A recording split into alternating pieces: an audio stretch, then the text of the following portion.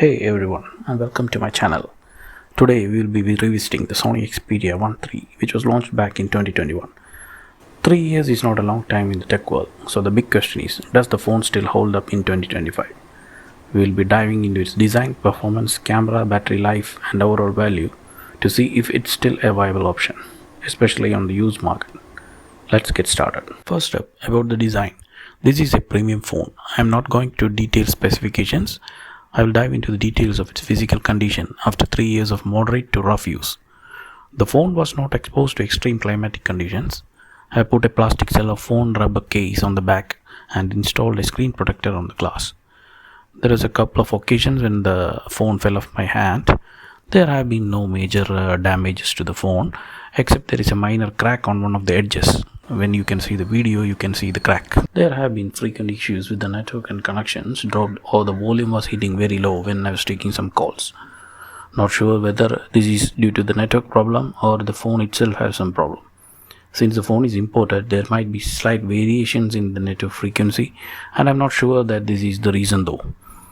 Volume is a bit low and sound coming from the speakers seem to lack a punch. The network dropout has to be verified with the phones operating in Sony supported countries. As I'm using his phone in India, it's currently not supporting the phone in India. Colors, screen, brightness and all performed well until recently I had issues with the touchscreen. The touchscreen was not responding to touch in some parts of the screen. Sometimes the keys need to be pushed harder to register the keystroke. I suspect maybe the issue was with the digitizer and the whole screen and the touch assembly needed to be replaced.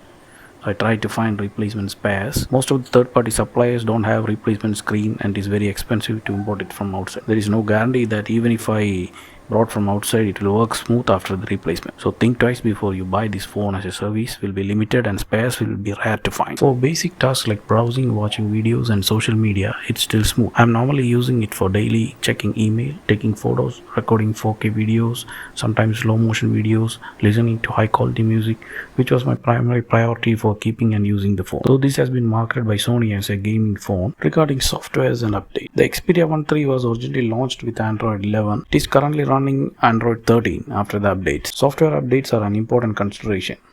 The manufacturer has not confirmed whether the phone will receive the next update, that is Android 14. As of now, the news from Sony is that this will be the final software update. Sony has been releasing security patches and is expected to continue until 2026. Upgrades have become limited and this is a major drawback to Sony Android phones when Apple is providing a decent 6 to 7 year software security updates to their phones. Check with the manufacturer that whether they are providing security updates, because this is very crucial for the operation of the phone. Coming to the conclusion.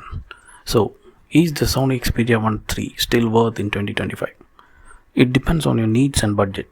It's not a decent option for those looking for a budget-friendly phone for basic tasks.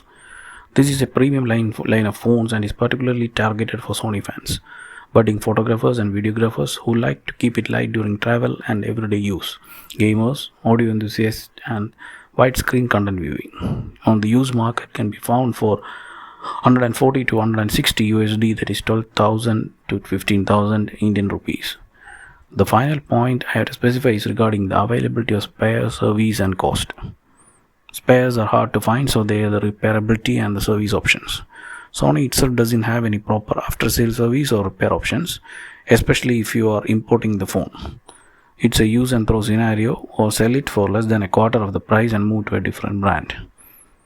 The photo, video quality and the music performance is what makes me stick to the phone, including the 3.5mm jack, which is very convenient for audiophiles to connect to a wired headphone. Sony has removed its proprietary apps like album and video store apps, has been streamlined it with normal Android ones like Google Photos, Play Store, Android apps in general. Though I have managed to find a workaround to my favorite album app, it works with a few glitches though. The rest OS has been generally revamped to suit the Android OS. Overall, in my 3 years of use, the phone has served me well, except for the non-responsive touchscreen, which I have been dragging along as a compromise to the beautiful, excellent photos and videos, along with the magical music output which the phone has been providing me in all these years. It's a bit pain in the head sometimes, but I suppose that's what you have to spare to get some good output from the phone. So, let me know what you think in the comments below. Thanks for watching.